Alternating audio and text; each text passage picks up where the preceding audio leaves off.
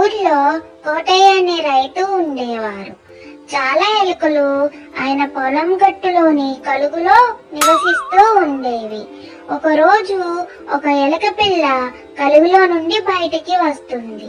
వచ్చిన ఎలుక పిల్లకి ఒక పెద్ద ఏనుగు కనిపిస్తుంది. మొదటిసారి అంత పెద్ద జీవిని చూసిన ఎలుక పిల్ల భయంతో కలుగు లోపలికి వెళ్ళి అక్కడ ఉన్న మిగతా ఎలుకలకి బయట నేను ఒక పెద్ద జీవిని చూశానంటూ ఆశ్చర్యంతో చెప్తూ ఉంటుంది.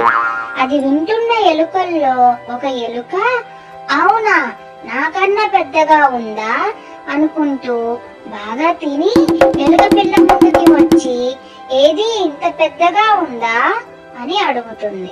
ఎలుక పిల్ల అంటుంది, ఆహా, ఇంకా పెద్దగా ఉంది అని చెప్తుంది. అది విని ఆ ఎలుక ఇంకాస్త తిని ఎలుక ముందుకి వచ్చి, ఇంత పెద్దగా ఉందా అని అడుగుతుంది. లేదు, ఇంకా బాగా పెద్దగా ఉంది అని చెప్తుంది ఎలుక పిల్ల. అది విన్న ఎలుక మరి కాస్త తిని నడవలేక ఇబ్బంది పడుతూ ఎలుక పిల్ల ముందుకి వచ్చి, ఇప్పుడు చెప్పు, ఇంత పెద్దగా ఉందా అని అడుగుతుంది. లేదు, ఇంకా పెద్దగా ఉంది అని చెప్తుంది ఎలుక పిల్ల. ఇంకా తినే ఓపిక లేక, తిన్నది అరగించుకోలేక, నడవలేక, కూర్చోలేక నానా ఇబ్బందులు పడుతుంది ఎలుక.